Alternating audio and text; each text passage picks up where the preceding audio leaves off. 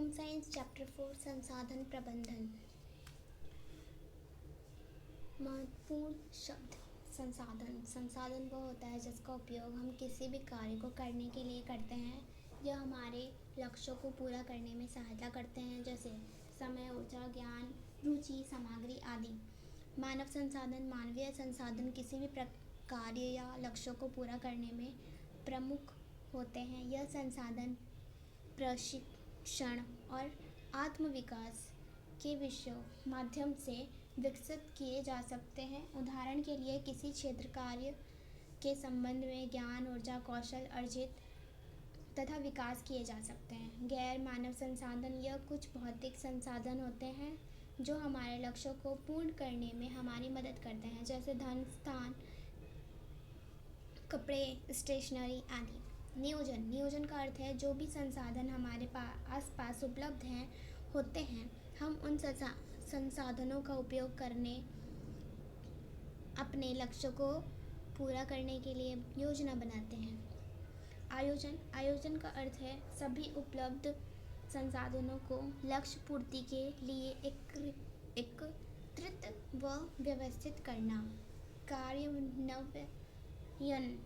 कार्यान्वयन का अर्थ है तैयार योजना को वास्तविकता में करना। नियंत्रण। नियंत्रण का अर्थ है किसी भी कार्य को करते वक्त उस कार्य में निगरानी रखना। मूल्यांकन। जब कोई भी लक्ष्य या कार्य पूर्ण हो जाता है, उससे प्राप्त परिणाम का मूल्यांकन किया जाता है, उसे मूल्यांकन करना कहते हैं।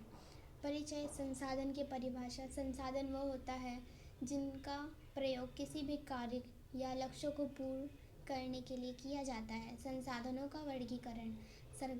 संसाधनों का वर्गीकरण विभिन्न प्रकार से किया गया है। फर्स्ट, मानव गैर मानव संसाधन। सेकंड, व्यक्तिगत साझे संसाधन। थर्ड, प्राकृतिक सामुदायिक संसाधन। संसाधन के दो प्रकार हैं, मानव संसाधन, गैर मानव संसाधन। मानव संसाधन में हमारे आते हैं ज्ञान, उत्प्रेक्षण, रुचि, कौशल, क्षमताएं, समय, ऊर्जा आदि। गैर मानव संसाधन में धन, भौतिक।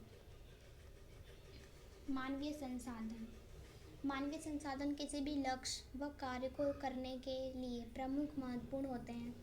यह एक व्यक्ति के खुद के कौशल व प्रशिक्षण द्वारा विकसित भी किए जा सकते हैं, जैसे किसी क्षेत्र कार्य में ज्ञान अर्जित करना। यह कई प्रकार के हो सकते हैं। फर्स्ट, ज्ञान। ज्ञान एक ऐसा मानवीय संसाधन है जिसका उपयोग व्यक्ति जीवन भर करता है। यह किसी भी लक्ष्य को पूरा करने के लिए पहली आवश्यकता है। जैसे एक ड्राइवर को कार चलाने से पहले यह ज्ञान होना आवश्यक है कि कार को चलाने वाले विभिन्न भागों की जानकारी होना आवश्यक है। उसी तरह से एक अध्यापिका को अपने विषय को पढ़ाने से पहले उस विषय में ज्ञान अर्जित करना आवश्यक है। सेकंड, उत्प्रेक्षण। रुचि।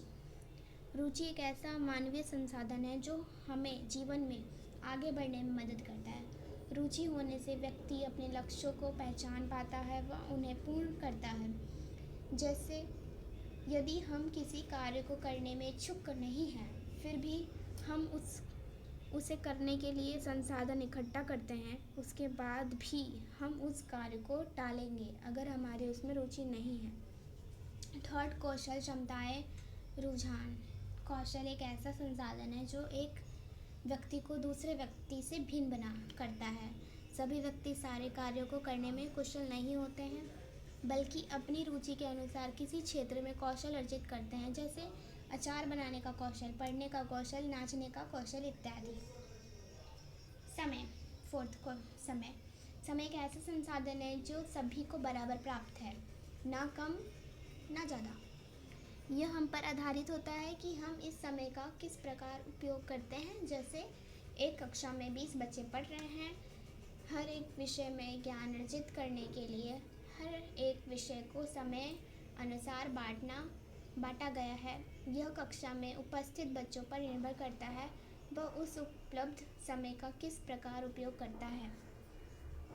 फिफ्थ, ऊर्जा। ऊर्जा व्यक्तिगत रूप से व्यक्तियों के शारीरिक, मानसिक स्थिति पर आधारित होती है। ऊर्जा एक ऐसा महत्वपूर्ण संसाधन है जिसका उपयोग विभिन्न क्रियाकलापों को पूरा करने में सक्षम होता है। फर्स्ट, गैर मानवीय संसाधन। फर्स्ट, धन। धन एक ऐसा संसाधन है जिसकी आवश्यकता सभी को अपने कार्यों व लक्ष्यों को पूर्ण करने के लिए होती है। धन सभी के पास समान रूप से बराबर नहीं होता। धन एक सीमित संसाधन है। हम अपनी आवश्यकता अनुसार ही इस संसाधन का सहजतापूर्वक उपयोग करना चाहिए। सेकंड, भौतिक संसाधन। भौतिक संसाधन से तात्पर्य है कोई भी भौतिक वस्तु जैसे स्थान, फर्नीचर, कपड़ा, स्टेशनरी आदि। भौतिक संसाधनों की आवश्यकता अक्सर विभिन्न कार्यकलापों को पूरा करने में होती है, जैसे स्कूल में मिला गृह कार्य करने के लिए स्टेशनरी संसाधन जैसे पेंसिल, कॉपी आदि की आवश्यकता पड़ती है। सेकंड, व्यक्तिगत संसाधन, साझा संसाधन। संसाधन के दो प्रकार होते हैं, व्यक्तिगत संसाधन या साझा संसाधन। व्यक्तिगत संसाधन। व्यक्तिगत संसाधन वह है जो एक व्यक्ति के स्वयं से जुड़े होते हैं, जैसे मेरा बैग, मेरे कपड़े, मेरा घर, मेरी गाड़ी आदि। यह मानवीय या गैर मानवीय संसाधन दोनों हो सकते हैं। साझा संसाधन, यह वे संसाधन होते हैं जो साझेदारी में उपयोग होते हैं, जैसे एक समुदाय के लिए मंदिर, पार्क आदि की सुविधा उपलब्ध होना। यह प्राकृतिक या समाज द्वारा बनाए जा सकते हैं, जिनका लाभ समाज के सभी व्यक्ति उठा सकते हैं। थर्ड, प्राकृतिक संसाधन, सामुदायिक संसाधन। प्राकृतिक संसाधन हमारे आसपास प्रकृति में उपलब्ध संसाधन प्राकृतिक संसाधन कहलाते हैं, जैसे पेड़ पौधे, जलवायु आदि। यह साधन सभी मनुष्यों के लिए समान रूप से उपलब्ध होते हैं। हमें अपने संसाधनों का किस प्रकार प्रयोग करना है, यह व्यक्ति पर निर्भर करता है। हमें अपनी प्रकृति में उपलब्ध संसाधनों की रक्षा करनी चाहिए और ये ज़रूरी भी है। इन संसाधनों का प्रयोग सहजतापूर्ण ढंग से करना आवश्यक है। सेकंड, सामुदायिक संसाधन। यह संसाधन मानव को किसी भी समुदाय का हिस्सा होने पर प्राप्त होते हैं। यह सरकारी हो सकते हैं, जो सरकार द्वारा प्रदान किए जाते हैं, जैसे सड़कें, पार्क, शादी के घर, डाकघर, अस्पताल, लाइब्रेरी आदि। इन संसाधनों के रख रखाव की जिम्मेदारी समुदाय उठाता है। संसाधनों की विशेषताएं, जैसा कि आपने देखा, हमारे संसाधन कई वर्गों में वर्गीकृत हैं, लेकिन इन संसाधनों में समानताएं भी पाई जाती हैं। संसाधनों की अपनी विशेषताएं होती है। फर्स्ट, उपयोगिता। उपयोगिता का अर्थ है कोई भी चीज़ हमारे लक्ष्यों को प्राप्त करने के लिए कितना हमारे काम आती है। इसी प्रकार से हमारे संसाधन भी हमारे कार्य लक्ष्यों को पूर्ण करने में कितने उपयोगी हैं। हम अपने लक्ष्यों को पूर्ण करने के लिए संसाधनों का चयन करते हैं। यह संसाधन कितने उपयोगी हैं, यह हमारे कार्य व लक्ष्य पर आधारित निर्भर करता है। जैसे एक समुदाय में एक पार्क की सुविधा वहाँ रह रहे सभी व्यक्तियों को दी गई है, लेकिन उस पार्क का उपयोग कौन सा व्यक्ति किस प्रकार करता है, यह उस ही पर निर्भर करता है। सेकंड, सुलभता। सुलभता का अर्थ है किस प्रकार से कोई भी संसाधन आसानी से उपलब्ध है।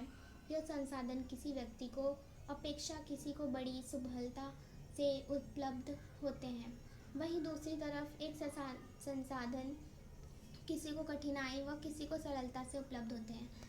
मानव की ज़रूरतों, लक्ष्यों व कार्यों के आधार पर संसाधनों की उपलब्धता समय अनुसार भिन्न होती हैं या बदलती हैं। जैसे धन सभी के पास एक बराबर नहीं होता। सभी व्यक्तियों के अनुसार किसी को सरलतापूर्वक तो किसी को कठिनाई से मिलता है। थर्ड, विनिमयता। विनिमयता किसी प्रकार का इसका अर्थ है हर एक संसाधन का एक विकल्प होता है।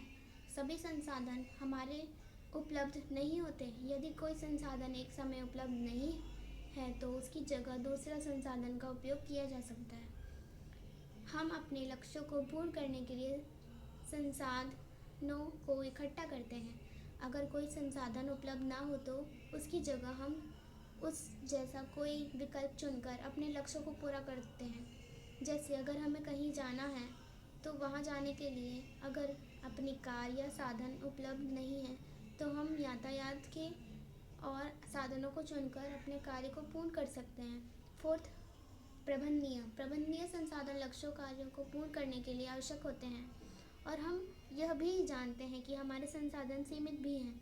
इन संसाधनों का प्रबंधन करना आवश्यक है, जिसमें हम संसाधनों का सही उपयोग करके अधिक से अधिक लाभ उठा सके। जैसे एक घर में जितनी ज़रूरत है उतनी ही बिजली का प्रयोग करना ही सारी बिजली का दुरुपयोग करना। संसाधनों का प्रबंधन सभी संसाधन सीमित होते हैं। हमें अपने लक्ष्यों और उद्देश्यों को शीघ्र और दक्षता से पाने के लिए इन संसाधनों का सही तरीके से उपयोग करना आवश्यक होता है। संसाधनों का दुरुपयोग ना हो, इसके लिए प्रभावी प्रबंधन की आवश्यकता होती है। संसाधनों के प्रबंधन का अर्थ है जो भी हम संसाधन हमारे आसपास उपलब्ध होते हैं हम उनका सही प्रकार से उपयोग करें। जैसे धन का उपयोग कुछ लोग सही तरीके से करते हैं, उसकी सारणी बनाकर बजटिंग करके। वहीं दूसरी ओर कुछ व्यक्ति बिना सोचे समझे ही धन खर्च करने के उसका दुरुपयोग करते हैं। प्रबंधन प्रक्रिया के 5 चरण होते हैं: नियोजन, आयोजन, कार्यान्वयन, नियंत्रण और मूल्यांकन। नियोजन किसी भी प्रबंधन प्रक्रिया का सबसे पहला चरण कहलाता है। इस प्रक्रिया में लक्ष्यों को प्राप्त करने के लिए उपलब्ध संसाधनों की योजना बनाई जाती है, जिससे लक्ष्यों को सफलतापूर्वक प्राप्त किया जा सके।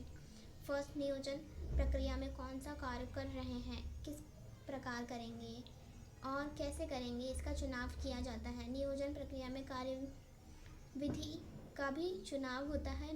योजना बनाते वक्त हम कुछ प्रश्नों का ध्यान रखते हैं, जैसे हमारी वर्तमान स्थिति कैसी है, हम कहाँ पहुँचना चाहते हैं, हमारा लक्ष्य क्या है, कितना अंतराल है उस लक्ष्य तक पहुँचने में हमारा जो भी उद्देश्य है उसकी प्राप्ति कैसे होगी।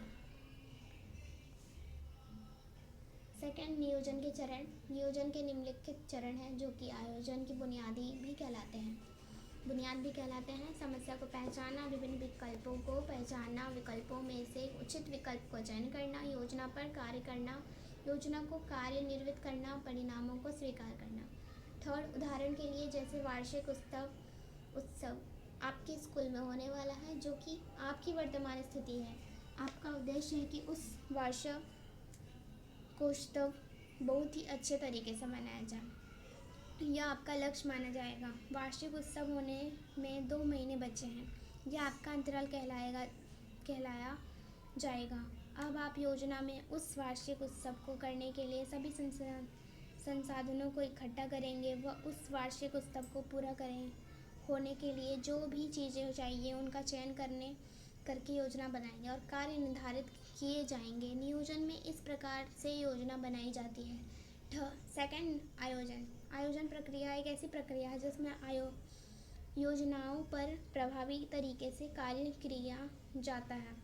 फर्स्ट, आयोजन प्रक्रिया में सभी संसाधन जो हमारे लक्ष्यों को पूर्ण करने के लिए चाहिए होते हैं उनको एकत्र किया जाता है। सेकंड, वह व्यवस्थित किया जाता है, जैसे कि वार्षिक उत्सव के लिए जगह ढूंढना, बैठने के लिए कुर्सियाँ, खाने के लिए व्यवस्था करना, अतिथियों का प्रबंधन करना, वार्षिक उत्सव में होने वाले सभी प्रकार के कार्यक्रमों पर चर्चा करना, वह कार्यक्रम निर्धारित करना, फूल की साज सजावट का कार्य करना, साज सजावट के लिए जो संसाधन चाहिए उनको इकट्ठा करना और व्यवस्था करना।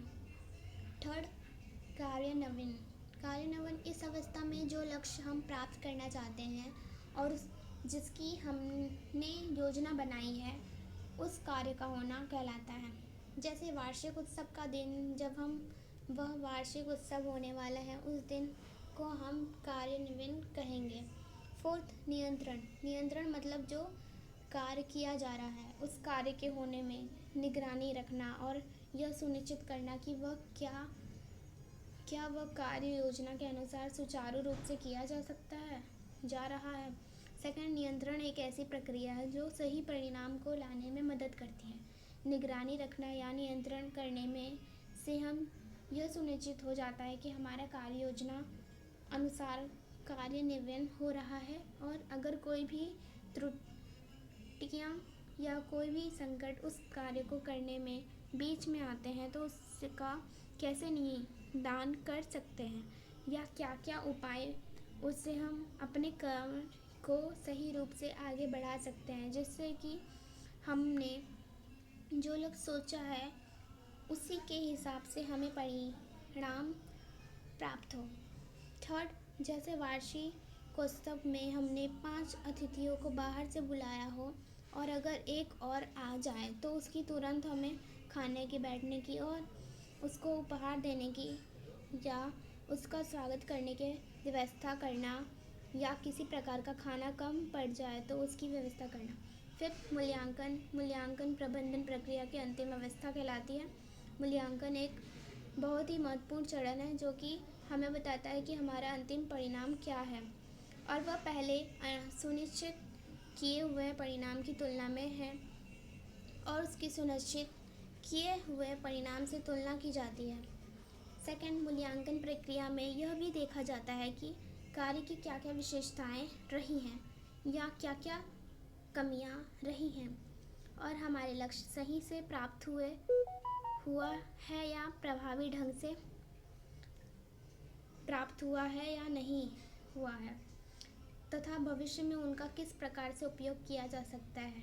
थर्ड, जैसे कि वार्षिक उत्सव समाप्त होने के बाद यह पता लगाया जाएगा कि जैसा हमने योजना बनाई थी उसी प्रकार से क्रियान्वित हुआ या नहीं हुआ, क्या क्या संकट आए, उन संकट को किस प्रकार से दूर किया गया, जिससे कि भविष्य में जब वह वार्षिक उत्सव दोबारा हो तो हम उन सभी चीज़ों का ध्यान रख सकें। बहुविकल्पीय प्रश्न।